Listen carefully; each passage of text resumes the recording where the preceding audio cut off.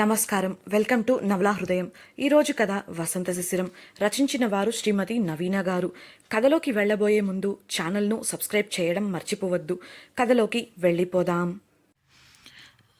రెస్టారెంట్లో ముఖ్యమైన మీటింగ్లో ఉన్న అలీకి ఫోన్ రావడంతో హడావిడిగా ఇంటికి చేరుకుంటాడు. గదిలోకి వెళ్లిన అతడు నేను వెళ్తున్నాను అంటూ వెళ్లిపోవాలని చూసిన అమ్మాయిని ఆపి ముద్దు ద్వారా తన ప్రేమను తెలియజేస్తాడు. ఆ ప్రేమకు కరిగిన ఆమె అతడి కళ్ళల్లోకి చూడగా తన బాధ ఉప్పొంగి అతడిని హత్తుకుని ఏడ్చేస్తుంది. ఇన్నాళ్లుగా మనసు లోతుల్లో ఎవరితో పంచుకోలేక గూడు కట్టుకున్న బాధంతా అతని సాన్నిధ్యంలో బయటపడగా బిగ్గరగా ఏడుస్తూ కన్నీటి పర్యంతం అయింది.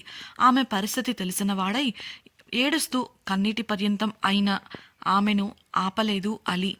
ఆమె అలా ఏడుస్తూనే తన బాధ తీరి ఈ స్థితి నుండి పూర్తిగా బయటపడుతుంది అని నిర్ణయించుకొని ఆమెను ఓదార్చే ప్రయత్నం చేయలేదు. ఆమెను అలాగే ఏడవనివ్వగా చిన్నగా ఆమె వెన్ను నిమురుతూ నిలబడ్డాడు అలీ. 20 నిమిషాల తర్వాత ఏడ్చి ఏడ్చి తన బాధ కాస్త తీరినట్లు అనిపించడంతో ఆమె తనను తాను తమాయించుకొని బాధ తాలూకు భారం దిగిపోగా మనసు తేలికపడి అతని నుంచి దూరం జరిగింది. అతడి ముందు అలా బర్స్ట్ అవ్వటం కాస్త చిన్నతనంగా అనిపించి నేలచూపులు చూస్తుంది. ఆమె దగ్గరగా వెళ్లిన అలీ ఆమె ముఖంపై ఉన్న కన్నీటి చెమ్మను తుడిచి ఆమె ముఖాన్ని చొరవగా చేతిలోకి తీసుకున్నాడు. అతని చర్యకు ఆమెలో ఏదో అలజడి మొదలవగా బిడియంగా అతని నుంచి దూరంగా జరగాలని చూసింది. కాని అతడు ఆమె ప్రయత్నాన్ని ఆపేసి ఇంకెప్పుడు వెళ్ళిపోతాను అనకు, నీకు నేనున్నాను, నేను నిన్ను వదలను, నువ్వు వదలమన్నా కూడా నేను వదలను మొండిగానే ప్రేమతో చెప్పి ఆమె నుదుటిపై ముద్దు పెట్టాడు.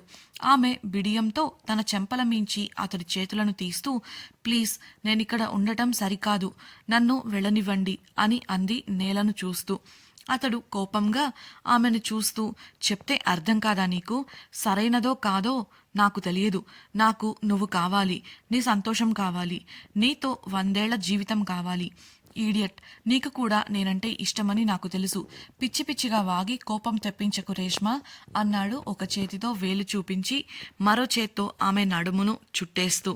అతని మాటలు అర్థం అయినప్పటికీ పూర్తి క్లారిటీ దొరకలేదు ఆమెకు.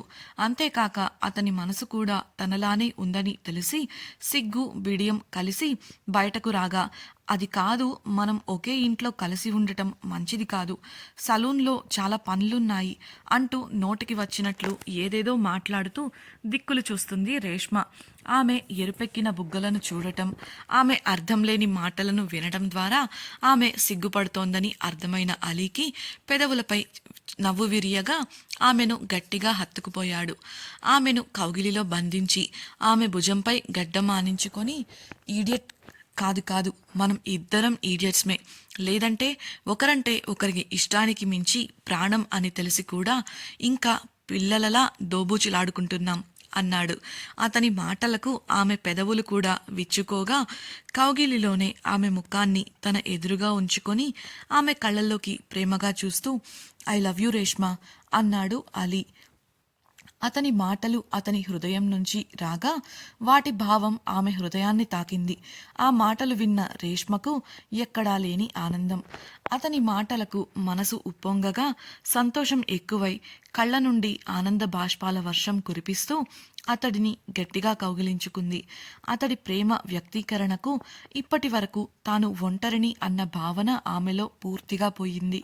తను ప్రేమించిన వాడి మనసులో కూడా తానే ఉన్నానన్న విషయం తెలిసిన మరుక్షణం ఆమె మనస్సు పరవళ్లు తొక్కుతుంది. ఇంతలో తానేం చేశానో గుర్తుకు వచ్చి నాలుక కరుచుకొని అతనిని వదిలి సిగ్గుతో నేలచూపులు చూసింది.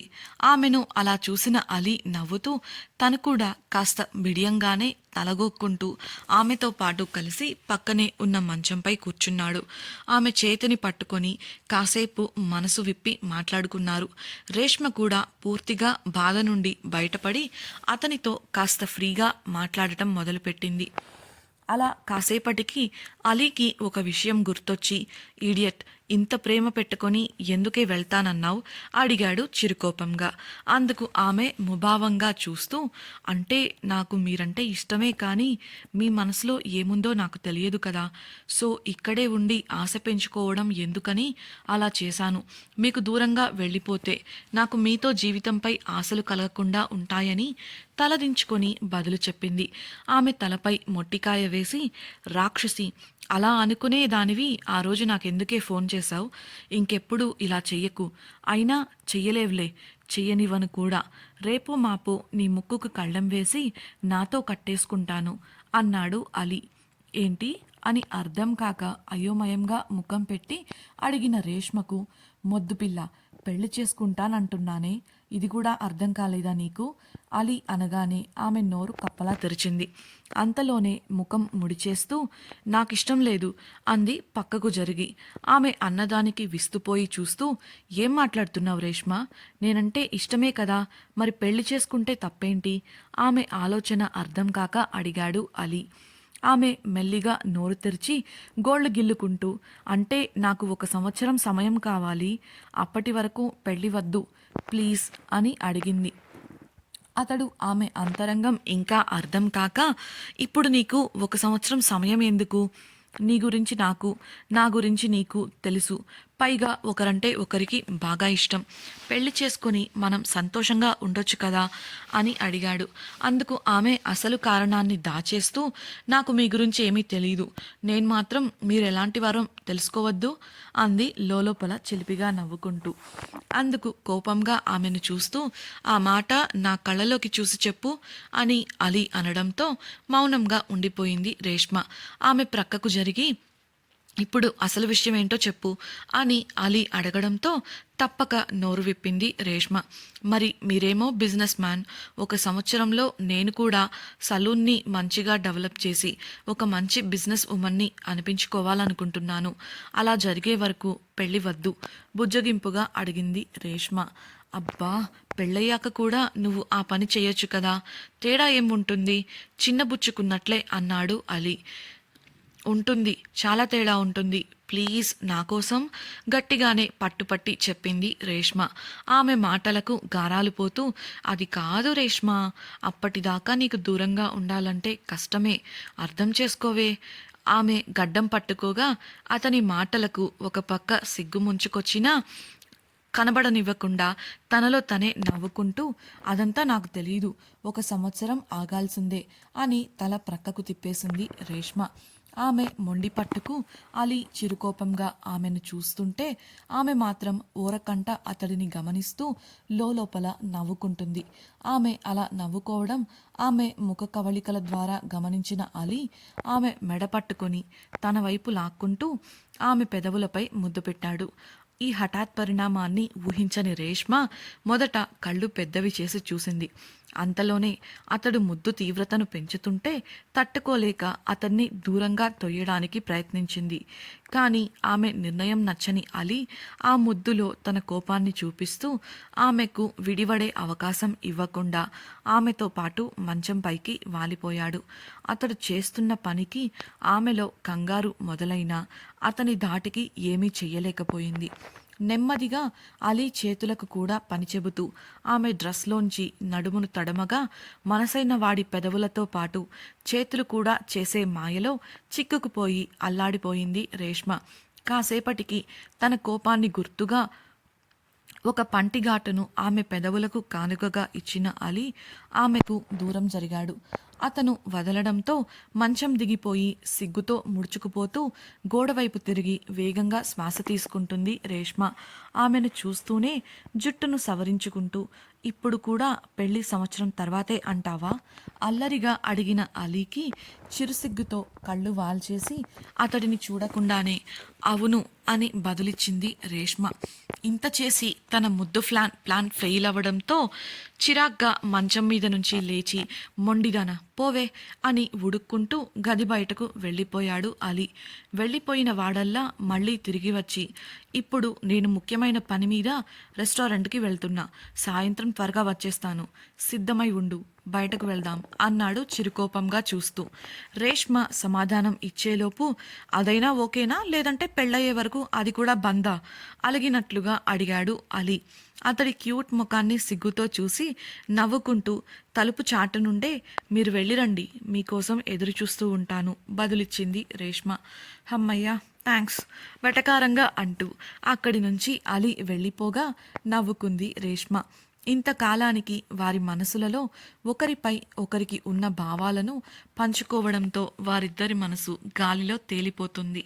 ఆ సంతోషంలో రేష్మ అలీని తలుచుకుంటూ సంతృప్తిగా మంచంపై వాలిపోగా ఆమె తలపులతోనే రెస్టారెంట్కు వెళ్ళిన అలీ రెట్టించిన ఉత్సాహంతో పనిలో పడిపోయాడు. ఆసుపత్రి హాస్పిటల్లో బెడ్పై విశ్రాంతి తీసుకుంటూ అప్పుడప్పుడు కలుగుతున్న నొప్పికి ఇబ్బందిగా కదులుతూ ఉంది శిశిర. ఆమె ప్రక్కనే ఉన్న వాసు ఆమె కోసం జ్యూస్ తీసి ఇస్తుంటే చిరుకోపంగా అతన్ని చూసింది ఆమె. అతడు ఆమె చూపులను పట్టించుకోకుండా ఆమె చేతికి జ్యూస్ ఇచ్చి ఫోన్లో సమయం చెక్ చేశాడు. ఇప్పటికే డాక్టర్ని కలిసి కావాల్సిన పరీక్షలన్నీ చేయించి ఆ పరీక్షా ఫలితాల కోసం ఎదురు చూస్తూ ఉన్నాడు. అతడు ఎంత చెప్పినా వినకుండా తీసుకొచ్చాడని ఆమెకు కోపం. ఇంతలో నర్స్ ఆ గదికి రావడంతో అతన్ని చూడటం ఆపి జ్యూస్ తాగే పనిలో పడింది శిశిర. నర్స్ కొన్ని రిపోర్ట్స్ని వాసుకి అందించి ఇంకొక రిపోర్ట్ రావాలి సార్, వచ్చాక డాక్టర్ గారికి ఇన్ఫర్మేషన్ ఇస్తాను, వారు ఇక్కడికే వచ్చి చూస్తాను అన్నారు అని చెప్పి వెళ్ళిపోవడంతో వాసు వచ్చిన రిపోర్ట్స్ను చూస్తూ ఉన్నాడు. ఒకే పనిగా వాటిని ఫోన్లో ఫోటోలు తీస్తుంటే వింతగా అతని వంక చూసింది శిశిర. పడుకొని ఉండి బోర్ కొట్టడంతో లేచి ఆ గదిలో అటు ఇటు తిరగడం మొదలుపెట్టింది. వాసు ఆమె విశ్రాంతి తీసుకోకుండా తిరగడం నచ్చక ఆమె వంక సూటిగా చూస్తుంటే బుంగమూతి పెట్టి నేనిప్పుడు బాగానే ఉన్నాను, నేనేమన్నా పేషెంట్నా అస్తమానం మంచంపై పడుకొని ఉండటానికి విసుక్కుంది శిశిర. ఆమె అలా తనపై విసుక్కుంటుంటే నచ్చింది వాసుకి. దాంతో తనలో తనే నవ్వుకుంటూ ఫోన్లో ఏదో నొక్కుకుంటూ కూర్చున్నాడు. నిజానికి అతడు తాను తీసిన మెడికల్ రిపోర్ట్స్ ఫోటోలను వందనకు పంపించాడు. సరిగ్గా అదే సమయంలో మరోసారి ఆమెకు నొప్పి రావడంతో శిశిర అరవకుండా మౌనంగా వెళ్ళి మంచంపై వాలి నొప్పితో ముడుచుకుపోయింది. గది ఒక్కసారిగా నిశ్శబ్దంగా ఉండటంతో ఫోన్ నుండి తల ఎత్తిన వాసు ఆమెను మంచంపై చూసి కంగారుగా డాక్టర్ను పిలిచాడు. ముందుగా వచ్చిన నర్స్ నొప్పికి విలవిలలాడుతున్న శిశిరను చూసి డాక్టర్ కోసం పరుగు పెట్టింది. వాసు శిశిర చేతిని పట్టుకొని ఆమె వెన్ను నిమురుతుంటే ఆ గదిలోకి వచ్చిన డాక్టర్ నళిని నర్స్కి కొన్ని ఇన్స్ట్రక్షన్స్ ఇచ్చి శిశిరను చెక్ చేయడం మొదలుపెట్టింది. దాంతో వాసు కంగారుగా ఉన్నప్పటికీ గంభీరంగా ఉండటానికి ప్రయత్నిస్తూ ఆ గదిలోనే ఒక మూలకు వెళ్ళి నిలబడ్డాడు. అప్పటికే శిశిర ద్వారా తన కండిషన్ గురించి కొన్ని వివరాలను తెలుసుకున్న డాక్టర్ ఆమెను క్షుణ్ణంగా పరిశీలించడం మొదలుపెట్టింది. ఇంతలో నర్స్ అల్ట్రాసౌండ్ మెషిన్తో రావడంతో దాని ద్వారా శిశిరకు పరీక్ష చేసింది నళిని. వెంటనే ఉదయం చేసిన పరీక్షా ఫలితాలను తీసుకొని పరిశీలించగా ఒక తేడాను గమనించింది ఆమె. వెంటనే శిశిర ఎప్పుడూ వాడే మెడిసిన్ను ఆమెకు అందించగా కాసేపటికి నొప్పి తగ్గి కాస్త శాంతించింది శిశిర. వెంటనే వాసును పిలిచిన నళిని తాను కనుగొన్న విషయాలను వివరించడం మొదలుపెట్టింది. తన కటి ఎముకపై ఒక సన్నని ఫ్రాక్చర్ ఉంది. మామూలుగా ఇలాంటి ఫ్రాక్చర్స్ 2 నుంచి 3 నెలల లోపు విశ్రాంతి తీసుకుంటే వాటంతటా అవే తగ్గిపోతాయి. కొన్ని సందర్భాలలో మాత్రమే చాలా కాలం తీసుకుంటాయి. తనకు అసలు ఈ దెబ్బ ఎప్పుడు తగిలింది, తనకు ఇలా పీరియడ్స్లో ఇష్యూస్ ఎంతకాలంగా ఉన్నాయి అని ప్రశ్నించగా వాసు శిశిర వంక చూశాడు. శిశిర మాట్లాడుతూ పెళ్లికి ముందు ఒకసారి పీరియడ్స్ రావడం మళ్ళీ ఇప్పుడే వచ్చింది. ఆ సమయంలో కూడా ఇలాగే ఇబ్బందిగా ఉంటే ఉమతో కలిసి హాస్పిటల్కి వెళ్ళాను. కొన్నాళ్లు పోతే అంతా సరైపోతుందని చెప్పి ఈ మెడిసిన్ ఇచ్చారు. అప్పుడు కూడా 3 రోజులు ఇలా నొప్పి వస్తూ పోతూ ఉండేది. మెడిసిన్ వాడితే తగ్గుతుంది అని వివరించింది.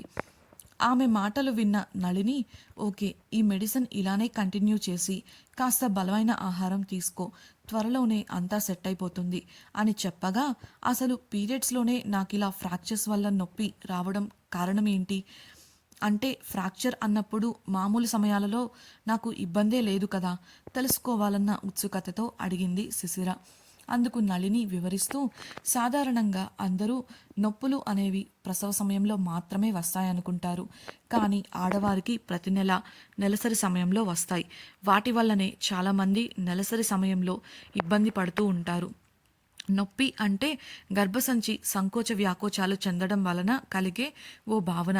ఈ కదలిక వలన కటి ఎముకపై ఒత్తిడి పడి వెన్ను కటి భాగాలు కూడా ఇబ్బంది పడతాయి. నీ విషయంలో ఆ కదలిక వల్ల కలిగిన ఒత్తిడి కటి ఎముకపై పడి ఇప్పటికే దానికి ఉన్న సన్నని చీలికను పెద్దది చేస్తోంది. ఆ విధంగా నీకు విపరీతమైన నొప్పి వస్తుంది. ఆ ఫ్రాక్చర్ తగ్గిపోతే నీకు ఇకపై ఈ బాధ ఉండదు. బాగా విశ్రాంతి తీసుకొని నేను చెప్పిన డైట్ ఫాలో అయితే చాలు అని చెప్పి వాసును రమ్మన్నట్లుగా సైగ చేసి అక్కడి నుండి వెళ్ళిపోయింది నళిని. ఇంతకీ ఆమె వాసును ఎందుకు పిలిచింది? శిశిర విషయంలో ఆమె చెప్పింది నిజమేనా? శిశిర ఈ సమస్య నుండి పూర్తిగా కోలుకుంటుందా, లేదా భవిష్యత్తులో ఏవైనా సమస్యలు ఎదుర్కోబోతుందా? రేష్మ, అలీలు సాయంత్రం ఎక్కడికి వెళ్ళబోతున్నారు?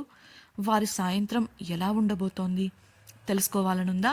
అయితే తప్పకుండా మన ఛానల్ను సబ్స్క్రైబ్ చేసి రాబోయే వసంత శిశిరం ఎపిసోడ్స్ని వినేయండి. మీకు ఈ వీడియో నచ్చినట్లయితే లైక్ చేసి మీ సన్నిహితులతో షేర్ చేసుకోండి. మీ అభిప్రాయాలను మాతో పంచుకోవడానికి కమెంట్ సెక్షన్లో తెలియజేయగలరు. ఇట్లు మీ నవలా హృదయం టీం.